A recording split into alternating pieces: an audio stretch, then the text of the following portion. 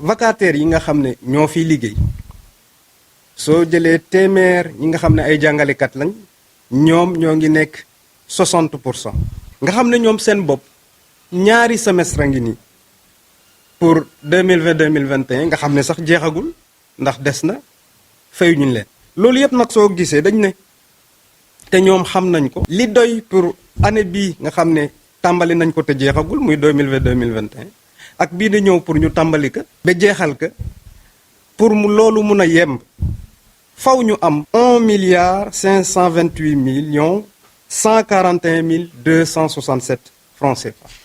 te loolu nag ñàkk koppar googu ak ñàkk payoor googu tax na ba ñi nga xam ne ñoo fiy jàngale doon ay vacataires ñoom nag tàmbali nañ xeex bi. loolu aussi bokk na ci conséquences yi. soo tàmbalee ci budget bi ñuy wax rek ne soo jëlee li nga xam ne moom lañ am fii nii mu ngi toll nii tollu ci 4,872,168,745 mu nekk loo xam ne soo ci dindee li nga xam ne moom la ñuy def ci fonds de solidarité mu toll nii 99,26,305 da ngay gis ne lii des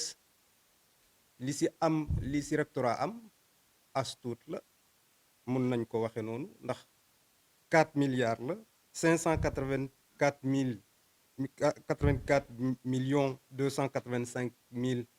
584,285,555 nga jàpp ne ci ñeenti UFR yi aussi nga xam ne moom la ñu am ñoom ñëpp ñoo ngi am 287,883,200 francs CFA.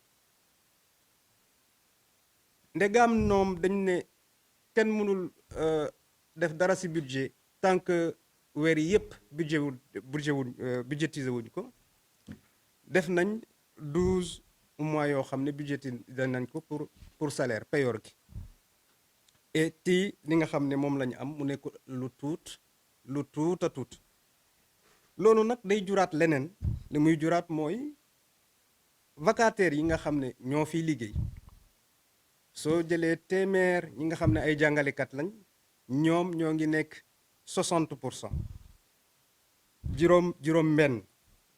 juróom benn fukk ci ñoom ay jàngalekat lañ fii nii nga xam ne ñoom seen bopp ñaari semestre ngi nii pour 2020 2021 nga xam ne sax jeexagul ndax des na fayuñu leen.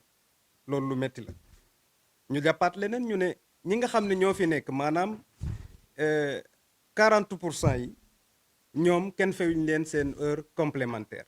ñu yokkaat ci leneen ñu ne ñi nga xam ne dañoo war a voyager defi ay recherche ñoom ñooy jël ci seen njiba dugal ci seen xaalis boobu ñu dugal ba tey te fayu ko.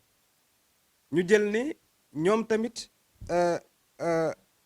liggéeykat yi fi nekk maanaam jàngalekat yi ci seen voyage d'étude bi nga xam ne dañ leen koy jox boobu tamit kenn budgétisé wu ko.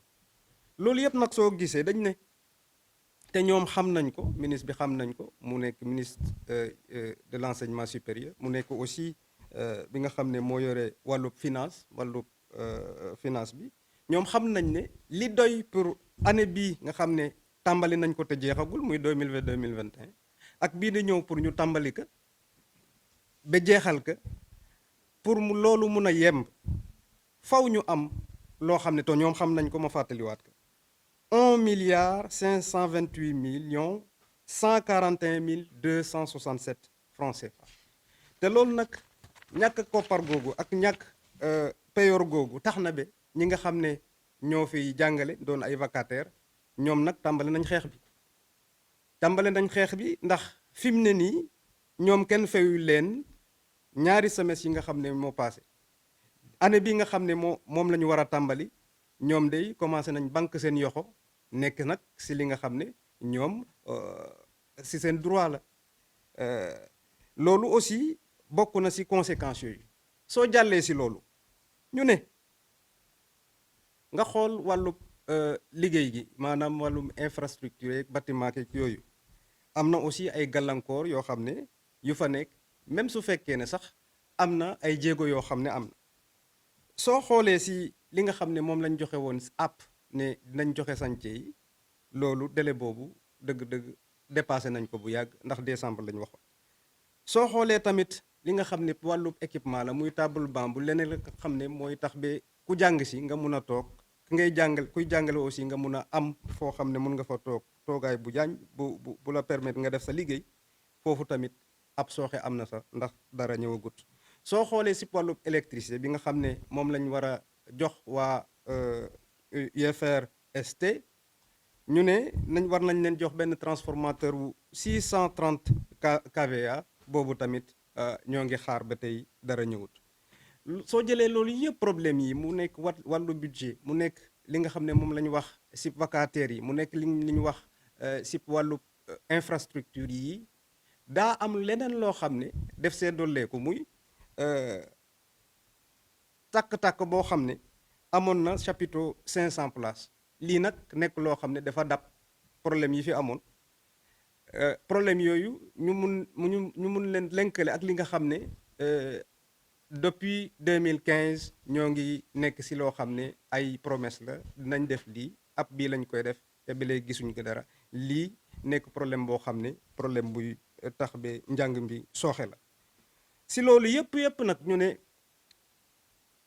le SAES maanaam SAES bi nga xam ne moo nekk fii nii si Ziguinchor mu ngi artu ndax artu dafa jot xaar bi yàgg na wax nañ ko reeteetaat ko waxaat ko wante ba tey même situation la ñuy ñu ne lépp lu fi am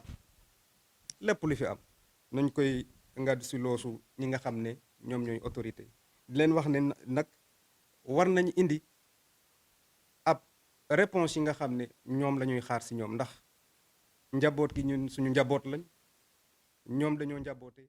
La du SAES de l'université Assane Seck de Ziguinchor sort encore de son mutisme pour vous interpeller sur les difficultés d'ordre budgétaire et infrastructurel que l'institution est en train d'endurer.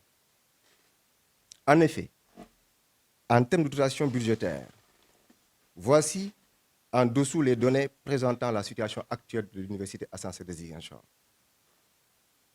Dotation de l'État. Cette dotation, elle est estimée à 4 872 168 745 francs CFA. Après, bien entendu, avoir défalqué le fonds de solidarité estimé à 99 26 305 francs CFA. Le montant du budget alloué au rectorat est estimé à 4 584 285 545 francs CFA. Le montant du budget alloué aux 4 UFR, quant à lui, il est estimé à 287 883 200 francs CFA. Et puisque vous l'avez demandé, je veux dire, le ministère des Finances, du Budget et des Finances a bien demandé que les 12 mois soient budgétisés. Alors, l'Université Assane Seck de Ziguinchor a budgétisé les 12 mois. Malgré, bien entendu, ce budget trop insuffisant. Entre autres conséquences, donc, Monsieur le ministre, nous avons des sommes dues aux vacataires assurant environ 60% des enseignements,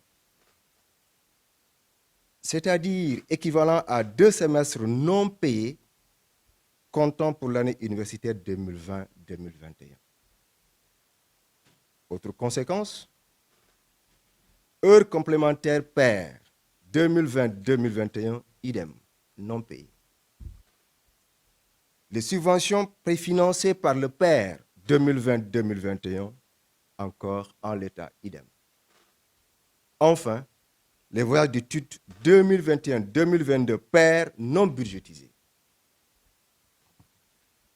En tout état de cause, pour pouvoir entamer et boucler l'année universitaire 2021-2022, bien entendu, l'UAEZ a besoin d'une rallonge budgétaire de, tendez bien l'oreille, monsieur le ministre, 1 528 141 267 francs CFA. Le MESRI et le ministre du Budget et des Finances en sont bien informés. L'UAS attend sans délai de rentrer dans ses fonds. Il faut signaler que les vacataires, dans leur droit sans conteste de manifester leur ras-le-bol face à une situation aussi inacceptable, sont déjà dans le combat par un moyen aussi efficace que celui de la rétention des notes. Donc, sans le paiement intégral des sommes qui leur sont dues, il est évident que l'UAS ne peut ni boucler le second semestre 2020-2021, ni entamer la nouvelle année universitaire 2021-2022. Dans de telles conditions, le MESRI, je veux dire le ministre de l'Enseignement supérieur, de la Recherche et de l'Innovation, est appelé à parer au plus pressé en prenant en charge toutes les sommes dues nécessaires au bon fonctionnement de l'institution.